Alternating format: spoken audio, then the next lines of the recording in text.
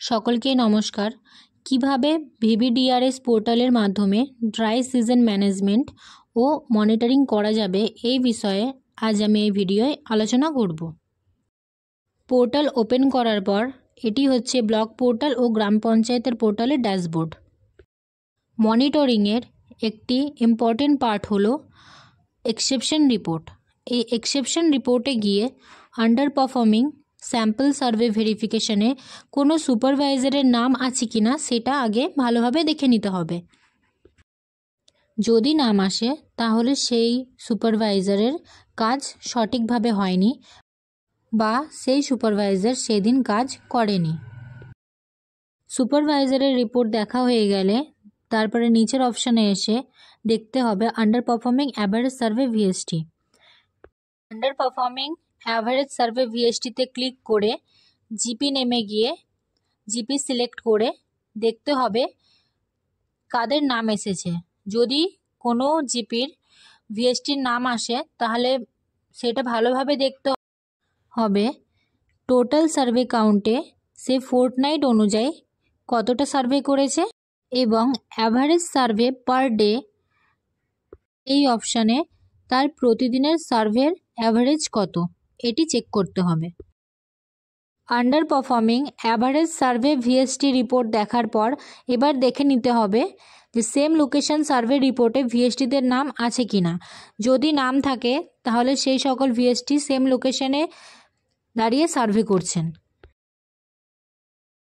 তারপরের option exception রিপোর্টে গিয়ে নো স্পেশাল অ্যাক্টিভিটিতে কটা নাম আছে যারা কাজ করেনি দেখতে হবে, অর্থাৎ যে সকল জিপির নাম আসবে সেই সকল জিপির এক্সেপশন রিপোর্টের নো স্পেশাল অ্যাক্টিভিটিতে নাম থাকবে। এরপর আমরা এক্সেপশন রিপোর্ট থেকে বাইরে বেরিয়ে ড্যাশবোর্ডের নিচে সার্ভে অন ম্যাপটি আমরা দেখব। এই ম্যাপে দেখে নিতে হবে যে সেম লোকেশন সার্ভে হচ্ছে কিনা। এই রেড সার্কেলের ভিতরে যতগুলি গ্রিন ডট দেখতে পাওয়া যাচ্ছে এগুলি যদি একের অধিক একই জায়গায় জমায়েত দেখা যায় তাহলে ধরতে হবে যে সেম লোকেশনে সার্ভে হচ্ছে। সেক্ষেত্রে সেই গ্রিন ডটের মধ্যে একবার সিঙ্গেল ক্লিক করলে সেই সার্ভেয়ারের নাম এবং সে কোথায় সার্ভে করেছে সেই পুরো ডিটেলসটা এখানে চলে আসবে। তারপরের option perennial breeding spot on ম্যাপে পিবি সাইডের ম্যাপিং হয়েছে কিনা সেগুলি দেখে নিতে হবে। এটি হলো report of cleaning perennial breeding spot block portal এবং micro plan for cleaning GP portal. এটি ভালোভাবে চেক করে নিতে হবে।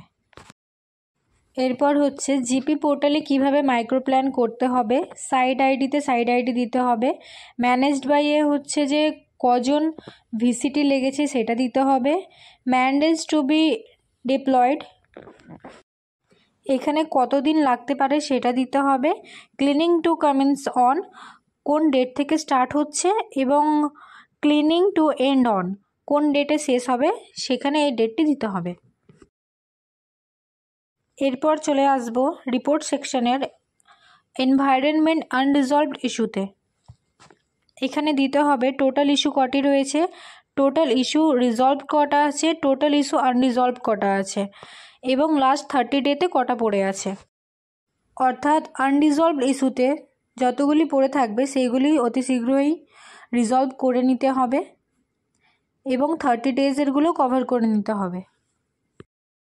এরপর চেক করতে হবে এনভায়রনমেন্ট সার্ভে সামারি, যেখানে drain with larva count, construction site with larva count, lowland with larva count, garbage heap with larva count এবং tyre repairing shop with larva count এইগুলিকে চেক করে নিতে হবে কটা আছে।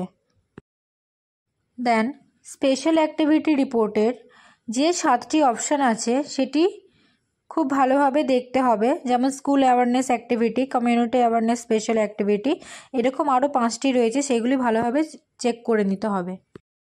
নেক্সট গ্রাম পঞ্চায়েতের প্রোফাইল ইনফরমেশন অর্থাৎ জিপি ইনফো ঠিকঠাকভাবে ফিল আপ করা আছে কিনা বা আপডেট করা আছে কিনা সেটি দেখে নিতে হবে।